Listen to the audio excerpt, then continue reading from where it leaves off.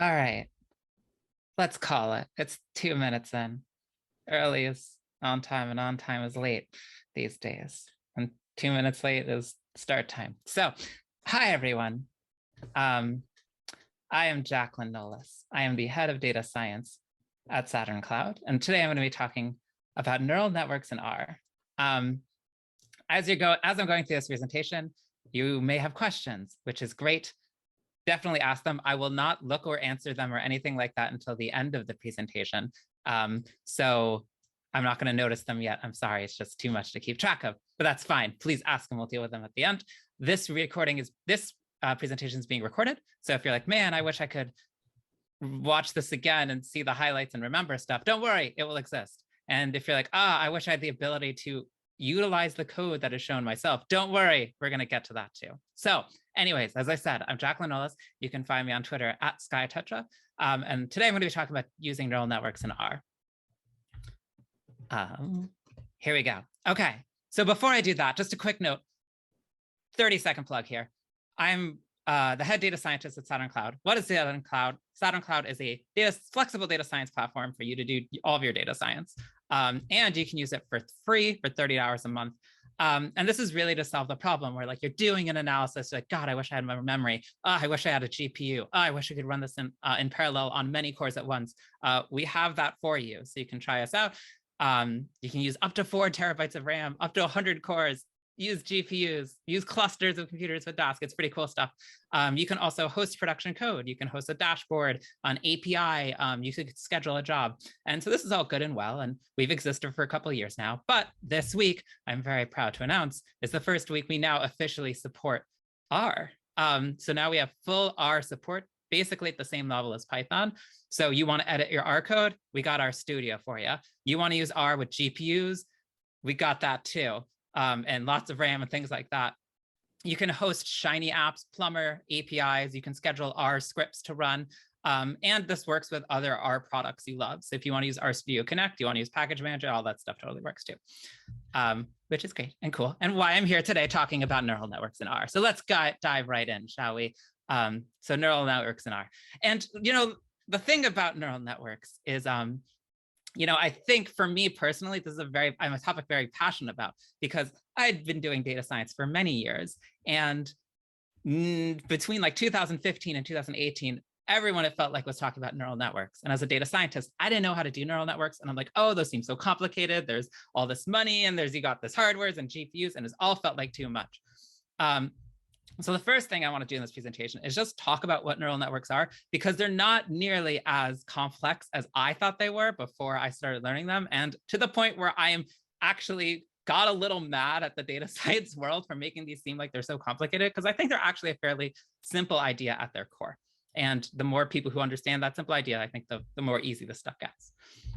So before we get there, we're going to talk first about what is a linear regression. And if you're a data scientist, I hope you already know what a linear regression is, right? It's you take some variables, you have a linear, you have them linearly related. So if you have x1 through x4, then you can add them together with coefficients, and that's your prediction. So you're just fitting a line to points. In R, you're using y is a function of a x1 through x4, and you are basically you have a matrix of data, your x data, and you're predicting a vector of y's, your y data. The first thing I want to say is when we jump into neural networks, it's going to say the same. That x and y structure, I don't know, before I did neural networks, I thought like, oh, it's different in neural network world, but it's still x's and y's that you're using operations on. But instead of one of those easy line charts, you see one of these charts. And before I learned neural networks, I saw these charts all the time, and I had no idea what they were talking about. They're just like, oh, look at all these layers, look at all these dots, so complicated. But here's the twist. And this is the thing that gets me the most mad. This chart really just represents the same thing as a linear regression, in that you have an x1 and through x4, you have a y at the bottom, but your x1 through x4 are now just dots at the top, and your y is a dot at the bottom. And it's still, again, the same idea of x's and y's, data feeding into a model. They're like, okay, cool, but what are all those middle dots? Those seem like they must be complicated. No, they are the same linear regressions from the linear regression slide. And so what you are doing is now with a neural network, instead of fitting one linear regression, you are fitting a lot of linear regressions. you're taking these linear regressions at the top, and like this one is using all these x's as input, and this one's using all these x's into input, and they're all using all the x's input. And then you're taking the output of those linear regressions and feeding them into new linear regressions. So then you build 2 more linear regressions on that, and another linear regression on that. And the output of this regression is your prediction. So you are still doing the same thing you were doing in a linear regression, but instead of just using one, you are using a bunch of them, and they're all connected. But the same logic of like, hey, you're fitting lines to like it's basically the same idea of just you have some data, you're fitting a model to it, and that's your output. It's just now you're using a lot of linear regressions. So you are still taking a matrix of X and using it to predict a vector of Y. It's now you're just using a different model in the middle, which is just more linear regressions. And that is basically it. And you're like, oh, Jacqueline Nolis, are you hiding a lot of complexity in that little asterisk by the basically? What there, like, surely there's more here than that. It's like, yes, there are a little bit more things, but really shockingly little. The 2 notes I would have here is one, actually fitting those linear regressions can get complicated, right? Because if you think about it, right, with a normal linear regression, you just want your, you want the model to predict as close as it can to the output or to what your prediction is supposed to be. But here, the output that you're trying to predict to is something that is then fed into a different model. So there's not like a direct connection to your Y data, like there's actually some steps in between. So like, how do you train this model if the thing you're trying to fit to is itself changing? There are cool mathematical ways people have learned to do that. You as a practitioner do not have to think that deeply on a day-to-day basis about that. I mean, it's like kind of good to know that stuff, but it doesn't actually directly affect that much of the work you do. Just knowing that, there's some cool stuff going on in terms of how do you fit all these at once. And 2, the other thing I will say is that you do sometimes put functions in the middle. So you might sometimes apply functions. So like you may have a function here. A very common thing that most people do all the time is when the output of a linear regression is negative, just set it as 0 instead.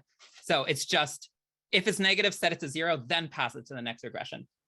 So it's not actually that much of a change. It's just like one more step, and that's it. Okay, and like that's what neural networks are about. So these rows of things are called layers. So in this case, I have a 3-layer model.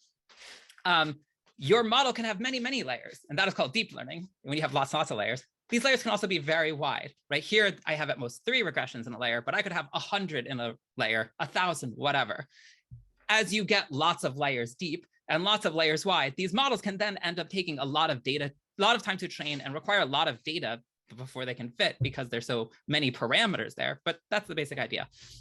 And that makes it really powerful, because if a linear regression can only fit a linear function to thing, given enough linear regressions, you can really, any data you can eventually fit to, right? There's not a certain point where like, these models just stop working when you have too much data. Like you can always, I think you can even mathematically prove that these can actually, for any function with given enough data, you can fit to it. It's just may take a while. So that's pretty cool. When are they helpful though? So before I learned neural networks, I'm like, I bet if I knew how to use neural networks, I'd just use a neural network on everything and it would be great.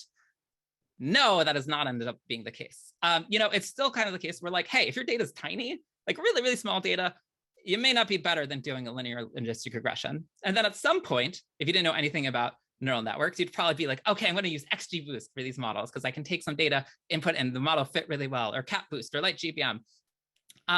Neural networks are good on the higher end. When you have lots of data, neural networks can be really powerful. But as you get to those kind of medium, smallish data problems where XGBoost does well and where your boosting methods does well, neural networks don't necessarily do well. They often do worse, because that sort of fitting a bunch of linear regression, it just takes a long time to get all those regressions, and you need a lot of data for it to work. And so it's not like a neural network is a thing that you can just apply to any problem. Pew, pew, pew, you are now the best modeler. And if you look at like with coding competitions, like you look at your coding competitions, people generally don't use neural networks that much because they require so much data, and they're so fussy in terms of how many layers you have and things like that.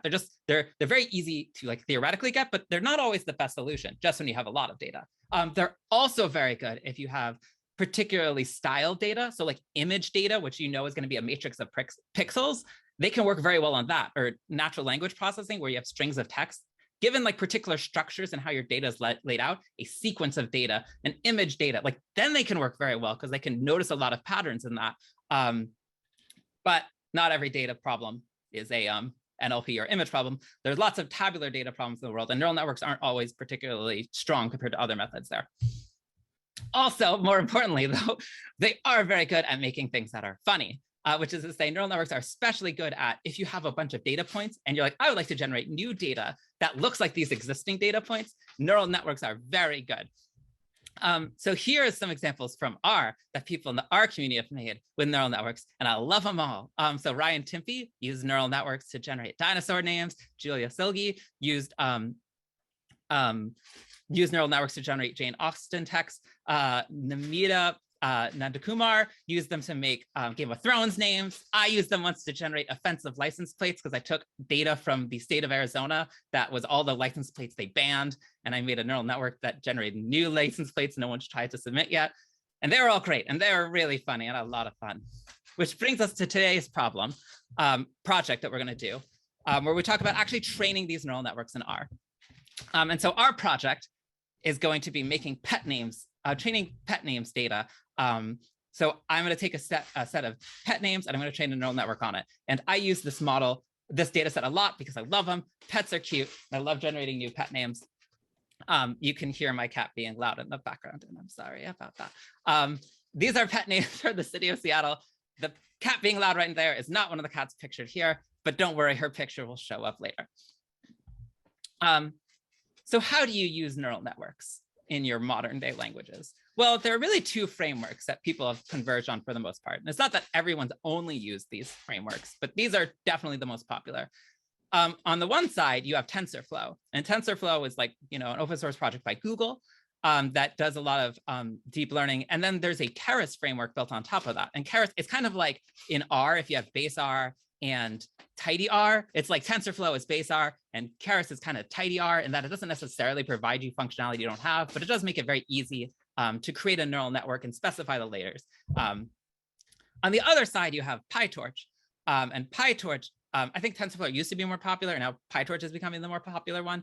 And they're both good frameworks, but it's kind of like again, I'm going to use a R example. It's like data.table versus dplyr, where they both are good and they both have their strengths, and some people like one and some people like the other.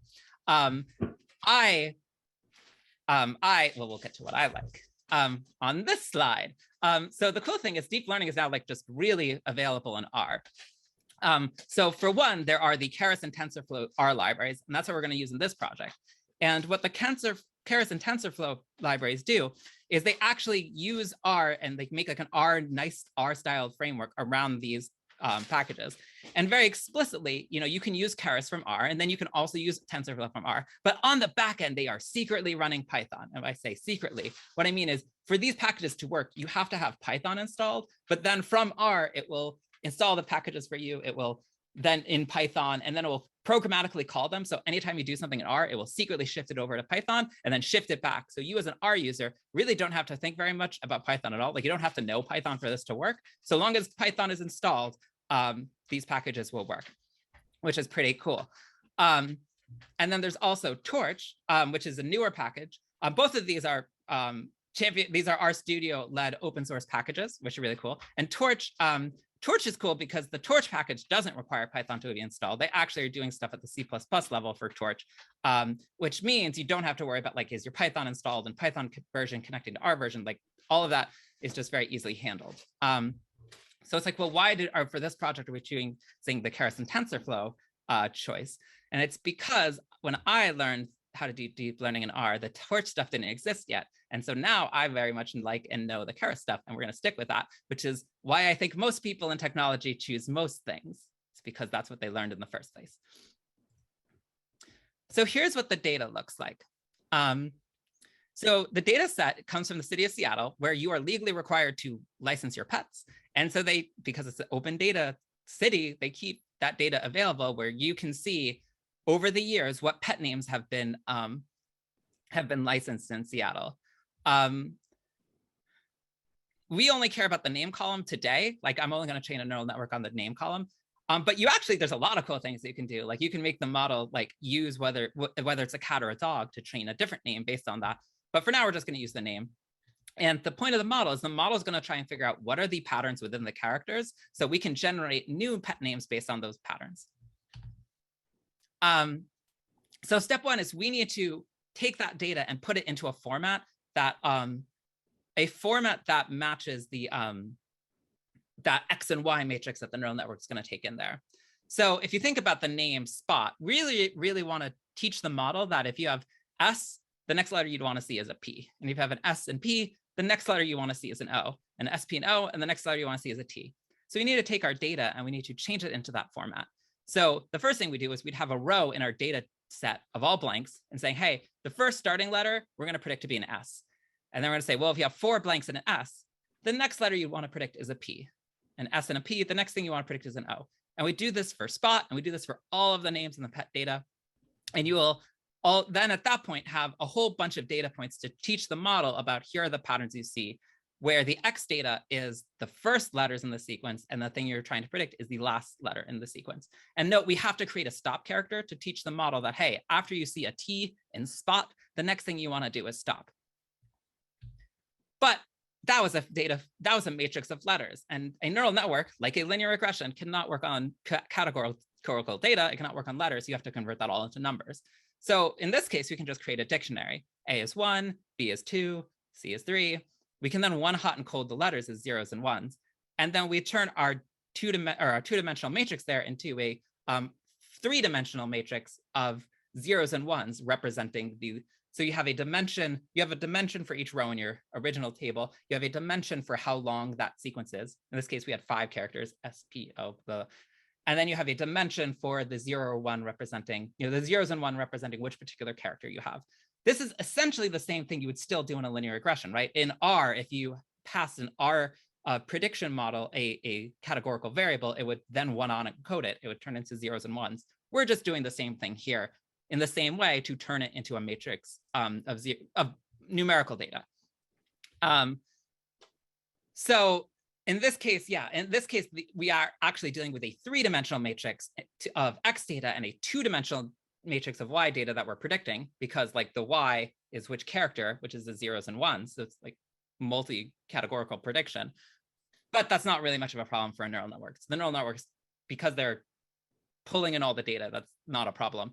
And depending on your particular data type, you may have a different structure. Like images would end up with a different style of matrix. And if you're using, instead of predicting each letter, if you're predicting words in a sequence, you would end up with a different style of encoding this data as well. There are many different styles, and it really is context dependent on how you would actually do it. In our particular case, I'm going to point out 2 things on the R side that I think are worth noting. One is to do that thing where we turn the name Spot into S, and then SP, and then SPO, and then SPOT. PER's accumulate function is perfect for that. It will literally, if you just split up each one of these sequences, it will names into a sequence of characters, it will then accumulate into a long, into all the sets. So PER is actually particularly useful for what we're doing here. And then the other thing is, if you want to do, like, if you look, we also have to pad the sequences. So we have to make them all blanks at the beginning to make it like a square matrix, a rectangular matrix. And also we have to one hot encode it. The Keras package has that built in. So we can just use those helper functions to do that stuff for us. What's interesting though, is because we are using the Keras package, that means at that point, the code is then using TensorFlow and Python and all that stuff to do those padding into categorical. I could have written this as standard R code and that's fine, but actually secretly what's happening on the background is it's converting what I have, all of the data in R, it's passing that to Python as Python data, and then passing it back to R as needed. So at that point, we're already starting to do some of the cool Python and R interop that comes in the package. So we now have the data. We have that Y set of data for the letters we were trying to predict, and we have an X set of data for the letters that are at the starts of the sequences. And we want to train a neural network now to get good at knowing, okay, given a set of characters, what characters should be next. And then we can generate names by using that model we've trained. So making the neural network, I did a little mislead in that slide where I said neural networks are as simple as purely linear regressions. There's a little bit more complexity because we actually can use a number of styles of layers in the neural network. So in the example I showed, we were using dense layers. A dense layer is like the bread and butter of neural networks. And it's saying every node or every linear regression is going to take all of the outputs of the higher layer and use that as an input to each of the next linear regressions. So it's like it's dense, It's called dense because you're using all possible combinations. Every linear regression is using every input in the model. Another one that is important for neural networks with NLP or sequential data is an LSTM. And the idea of an LSTM is you are actually having a relationship based on the sequence of the data.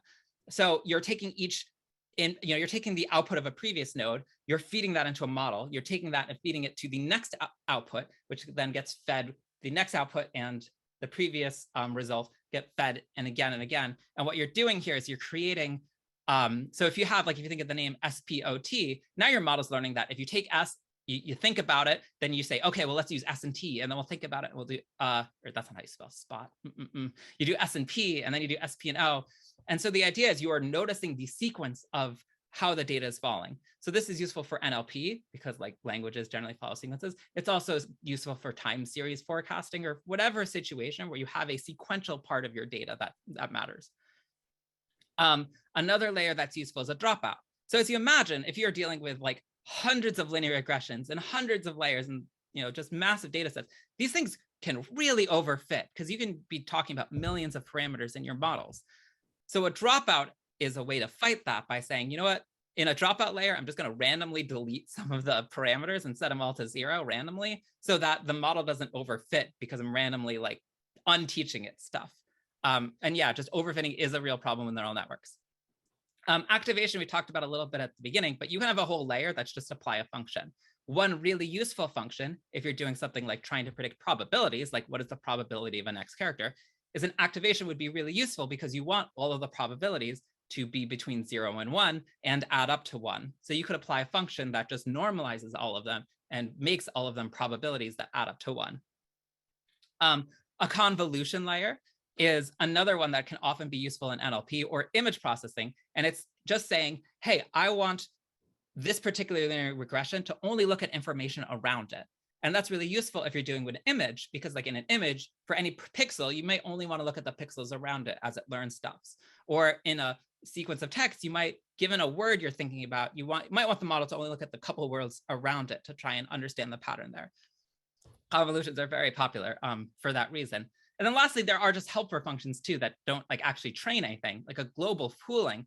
It doesn't apply a model at all. It just says, take all the output and take the global average of it or the global max of it or something like that. So you kind of have these helper functions too.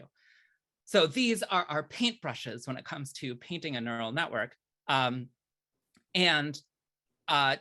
think about your particular context to decide, well, what are the things we're going to want to use here? And like, what would be practical given my particular problem in my particular data set? Am I dealing with images? Am I dealing with text? Do I think my model's going to overfit? And you try and design a neural network around that. So for our example, that's not a cat. That's actually a dog, if you believe it, with those little ears, but it is a costume. So our network, we are going to take our input data. We are going to use an LSTM to learn the pattern. So the LSTM was the one that says, okay, I'm going to look at the data sequentially, and I'm going to try and learn the pattern, the sequential patterns that show up in my pet names. And I'm going to pass that to another LSTM because I really want to figure out, are there like patterns around those patterns? Like, are there kind of like higher level patterns I can pick out? So we're going to use 2 LSTMs. It would be not unreasonable to use 4 levels of LSTMs or things like that. We're also going to have a dropout so it doesn't overfit the model. Then we're going to have a dense layer because ultimately we want our model to predict for each letter the probability that that letter is going to be an output, the next letter in the sequence, which means that for our output, we need the number of letters to be the number of variables that are output, like predicted outputs. So if we have 26 characters plus a stop character plus a blank, so maybe that's 28 characters, that means we can use a dense layer to say, I want a dense layer that has 28 linear regressions as output, and then each one of those linear regressions will end up representing one of the characters that we're going to predict. And then lastly, we use the activation to apply a function to say, make sure these are all probabilities, so they should all be between 0 and 1 and add up to 1. So here is what the code looks like in R with the Keras package. First, I just specify what the input is going to be. And in this particular case, I'm saying, what is the shape of the input? And when they the Keras package, you specify per one data point, what is its shape? So per one data point, we have a certain length of characters for the previous letters in the name that we're using as input. And then we have a length in the total size of the dictionary. So the number of characters in the dictionary. So if maybe I'm looking at 5 letters when I'm making the prediction, and each letter could be one of 28 characters. So this is a 5 by 28 input shape. So then I'm going to use piping, because again, like I said, this is pretty tidy. I'm going to take the input, I'm going to pass it to 2 LSTM layers. The units tell you how many linear regressions are in each layer. Then I'm going to pass that to a dropout to, like I said, to keep it from overfitting. Then I'm going to use the dense, and I'm going to say the dense, I'm going to predict the number of characters I have. And then lastly, I use the activation of a softmax to make them probabilities. So that's how the network is defined. And then I'm going to take that, and I'm going to make a model out of it. So I'm going to, which means I need to do 2 more things. One, I need to specify how should we consider the loss, which is if this is a multi-categorical problem, I may want to use a different loss function than if it was just predicting one number. I want to penalize being incorrect differently because I know that these are all going to be probabilities and things like that. So a binary cross entropy is a way you'd use for a categorical model with probabilities. And then the optimizer I'm going to use is the Atom optimizer. So there are many built-in optimizers you can choose from. Atom is kind of the one that people use by default. As you're getting started on this, it doesn't super matter. Just use it until it seems like that's maybe the thing that's breaking stuff, and then try something else is a totally fine strategy for a starting person in neural networks. So then we actually have to train the neural network. So all that code before just defined the architecture of the network itself. It didn't actually train the model yet.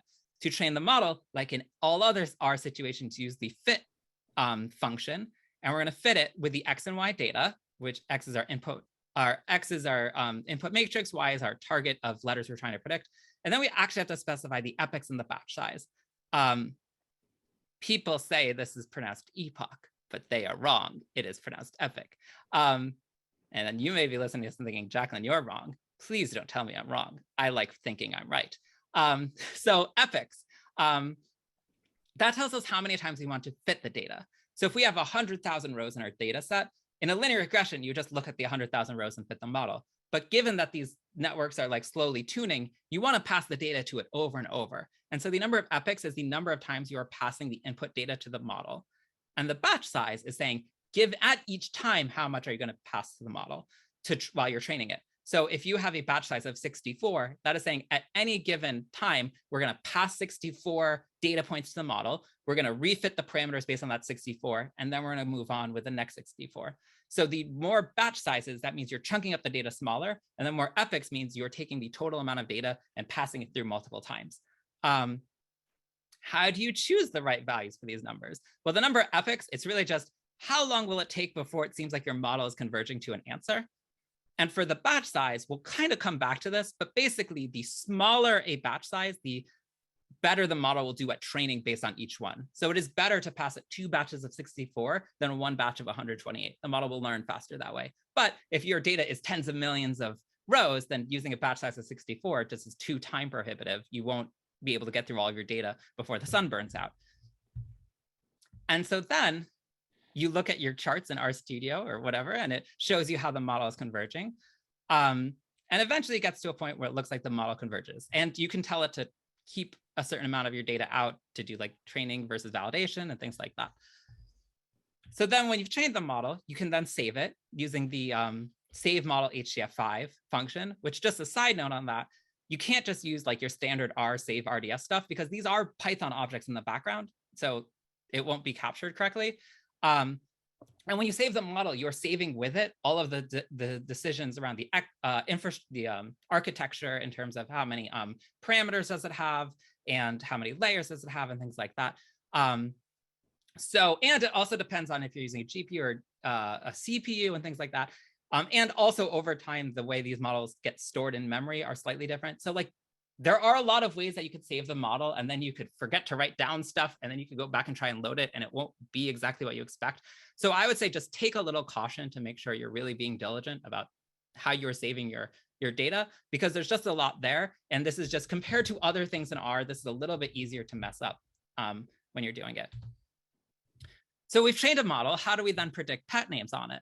Well, again, just like everything else in R, you can use predict to predict the model. And so what we're going to do is we start with all blanks. You pass the predict function, okay, here's a thing of all blanks, predict a character for me, like pick the most probable next character, or better, because we're trying to make these funny, like pick the second most, give me the second most probable pet name or something like that, give it slightly off. And then you take that, you put that, and then you make, maybe that's the letter S, and you say, okay, now I'm going to predict all blanks but the letter S. Now make a prediction off that, and keep doing this until I have hit you predicting a stop character. And if you predict a stop character, then you actually stop. And you do that, and you get some fun names like you get at the bottom. You'll notice some of the names like Jake or Milo probably are exactly names that actually showed up in the training data. I didn't filter for that, but you absolutely could. Some of the names like Bingy, probably not in the training data, and that's kind of a funny name. Sweester, like there's a lot of good stuff here. Depending on what you define as useful and practical good stuff in your life. But anyway, there's a lot of good names. And so that's pretty fun, especially if you, you can use this same sort of model on other types of data too. And here's a bunch of names. So you can, I'll just leave this up for a second so we can have fun looking at them. Warper, Skio, Pomo. Anyway, there's a lot of fun names there. But that all seems pretty theoretical. Let's actually code this and see what happens. Or let's look at the actual code. And so for this, so this is Saturn Cloud. I'll just like a quick note. If you go to saturncloud.io, you can hit start for free and you will get brought, well, you'll have to log in, and then you'll get brought to this page. And this page is like this core of Saturn Cloud, and it lets you just start and stop resources. And so you can go and you're like, oh, I'd like to try this myself. You can go to a new RStudio server. You can set how much memory do you want? Do you want to have a GPU? How much disk space? What CRAN packages do you install? So you want Keras and things like that. I've already done this. So I'm going to open one that I've already, because this is a live demo and I'm paranoid. So I always do everything in advance. So if you have one, once you start one of these resources, you can then, you'll see a page like this and it'll be running. And then you can hit, your RStudio button and it'll pop you in.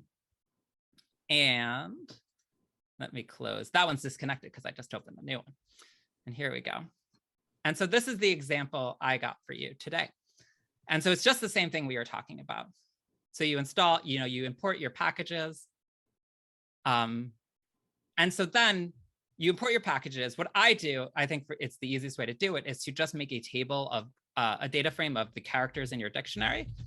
So if you can see, this is like a pretty basic characters, A through G, numbers 1 through 7, and that's how it converts them eventually to the one-hot encoding. If you do something where you're not basing things on the character level, but you are basing things on the word level, then this doesn't work, because you would have like, 10,000 words, and you can't one-hot encode something with 10,000 possibilities and expect a reasonable solution. The good news is there are very, very elegant ways with neural networks to fix that problem and embed things into small spaces. They're really cool. I'm not using them here because we're doing character level stuff. So I set some variables. I download the data. Nothing here is even close to a neural network related thing yet. This is what the data looks like. You can see the names, the species, subspecies, the IDs. So then we create the subsequences. So this is the things I was talking about with the accumulate, which is we need to take like this LITO and we need to split it into L, LE, LAT, LEO. So what I'm actually doing is inside of a mutate, I'm using map to do that accumulate. I'm then unnesting it, which turns it back into a table. I'm sorting them. I'm like 99% sure that the Keras, when the model is trained, it will actually, like, you don't want to train a neural network and have it pass similar data in the same batch. I'm like 99% sure when you use Keras and TensorFlow, they know to shuffle it before they pass it in, but I'm also superstitious. So I just left it in there to be safe. And lastly, I then pulled the accumulated name. And so then you get these subsequences of like, this is clearly vanilla cut off, VANIL. This is mischief. So this is now what I'm going to train the model on. So I take that, I then use the TensorFlow stuff to turn it into a matrix. So this is a list of lists, and they are different lengths. So I then use the pad sequences in 2 categorical to like coalesce that into the right size. And if you'll notice, I'm actually here getting some TensorFlow warnings because we are now in the TensorFlow world. So that was kind of the subtle context clue that we are now moving outside of R on the back end and moving into TensorFlow. These are warnings, it's fine. And then lastly, I split it into the X and Y. So the X is a matrix. Well, I can just show you. So X, they're all matrices of 0 and 1. The dimension of X is it's 10 by 31. The dimension of Y, nope. There we go. It's only, sorry, let me do it again. That went fast. It's only a 2-dimensional one. So it's what you would expect because you are only predicting one character. So then this is the same stuff from before.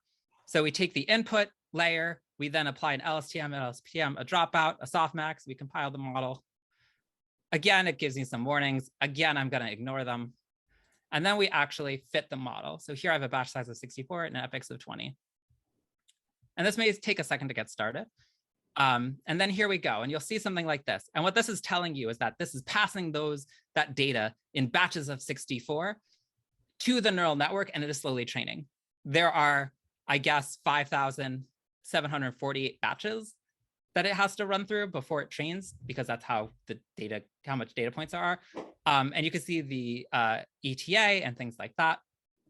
And then this is slowly going on until it has gone through the entire epoch, which means every data point has been used to train the model, and then it will start again on the second epoch. In this case, it takes 60 seconds per epoch, but it is largely dependent on how much data you have, the batch size, things like that. This is now me stalling because I want to show you what happens when the first epoch finishes, but that's going to take 15 seconds. So I somehow have to figure out how to talk for 15 more seconds about this stuff until we see the result. Maybe I'm just going to put in a few awkward pauses until we get the result. There we go. Cool. So you can see the graph starting to show up. So this is the first loss. So we're using a categorical cross entropy loss. This is the first loss that's showing up. As I do a second epoch and things like this, that will go down and down and down and down as my model gets more and more accurate. I don't want to wait more time to do this. I'm just going to stop. A cool thing here is I can stop it and the model data still exists. So all of the stuff from the first batch, or if the first epoch still there in all the previous, like it's all, the model's still being trained, so I can still use it as though it was fully trained. Like there's no, oh, you stopped halfway through, you have to start over from the beginning. Like all the learning has already been there. So I'm then going to generate the names. Yeah, I'm going to define the generate names functions. And this is just the function that takes a model and then makes a name from it. And then I'm going to run the model. And these names are going to be terrible. Actually, that one's not as bad as I was expecting. Buys. None of these are as bad as expecting. Good for this model. Which is to say, because I stopped the model training very early, the model isn't as good. In theory, if I had gone through all the 20 epochs, the names would be much better or much more close to pet names. And that's it. That's neural networks in R. So like, there's not like some big trick.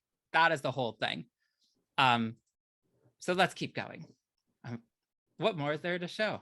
Great question, imaginary audience. Okay, that was all cool and all, but how would we switch that to a GPU, which was half the premise of this talk? So before we do that, let's talk about why anyone cares at all about GPUs. So by default, almost all machine learning happens on a CPU. If you run a linear regression in R, it uses a CPU, your standard processor to do the modeling. But GPUs, the cards used for doing the linear algebra to render graphics in video games, it turns out that video games to like render the visuals require lots of tiny little linear algebra problems to be solved. Great news, neural networks also require lots of tiny individual linear algebra problems to be solved, right? Because we are fitting a bunch of linear regressions. So GPUs can do this kind of neural network solving very efficiently. On a large data set, this can have a huge speed boost, right? This is really valuable. And this is why when you hear about them training BERT or like doing things that require a whole city's worth of power just to prove that they can do them, they use those on GPUs just because CPUs would be far too slow for that. The important thing is on a GPU, you can train a large batch size much faster than a CPU. The large batches go very well. With multiple GPUs, this can get even better. So like those enormous models are trained with many GPUs networked together.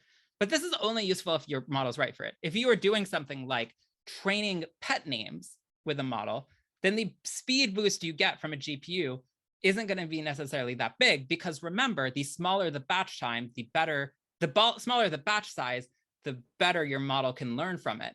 So if GPUs work well when your batch size is big, and you need a big batch size if you're dealing with massive amounts of data, because then you would never get through it with a small batch, then GPUs are very valuable. If you're doing something like training pet names, where your batches aren't that necessarily that big, you're not going to get a huge speed boost by using a GPU. So this is to say, just like you can't be like, oh, I will take any problem and throw a neural network at it to get it to be solved, you can't take any neural network problem and be like, I will throw a GPU at it and it will be better, strictly better. It really depends. But you're like, okay, let's try GPUs anyways, just because you can. How do you actually get your code to run on a GPU? Well, the good news, when it comes to R and Keras and TensorFlow, there is no change in your R code whatsoever. Your R code will stay the literally exact same. There's not one line of code that has to change for your code to run on a GPU. That 0 plus 0 minus 0 is supposed to look like on GitHub when it tells you how much files changed. I don't know if that was too subtle, but the point is your code won't change at all, which is great. That's the good news. The bad news is setting up GPUs is not fun. I say from personal experience. And let's just talk about R and TensorFlow and stuff. In particular, how do you do it? First, you got to buy yourself a graphics card. And then you got to install CUDA and CUDNN from NVIDIA on your hardware. And so these are the libraries that are required so that your computer knows how to use graphics cards for neural network processing, like that layer, interface layer. CUDA has many different versions, 8, 9, 10, 11, 11.2, 11.4, 11.4.1. Each one of those has like different Linux dependencies and things like that. So, okay, fine, you install CUDA. And then you install Python. Well, it turns out the Python TensorFlow version, any particular Python TensorFlow version is only compatible with certain CUDA versions. So it's like, okay, you got to find the right CUDA TensorFlow that works with CUDA, and like pip and conda have different packages on them. And like, this version is only in 2.7 of TensorFlow, and it's tough.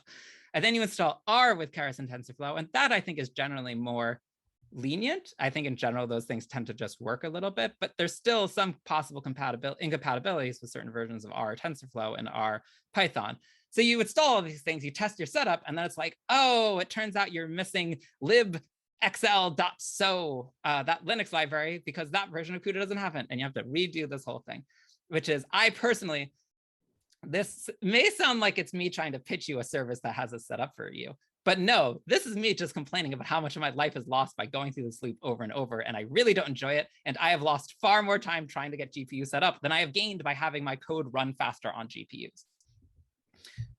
But that said, people have helped to try and make this better. So in particular, the Rocker project is a group of people who are getting R images or R Docker images for all possible scenarios, right? Like they have R with tidyverse, R with shiny, R, like it's just fantastic. There's a great service that they are setting up, building all these things. And one of them includes a Docker container that is set up with like CUDA drivers and things like that, that should be good to go with R.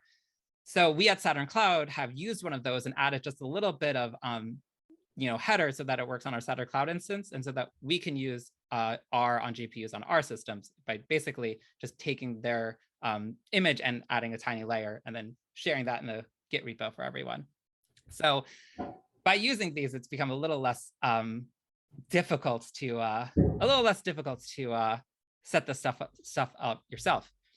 And once you do that, like you don't have to change any code to make it run, but you then do probably want to change your model fitting. So if before you're doing 25 epochs of batch size 64, you might want to do a batch size of 32,768 and an epochs of 500.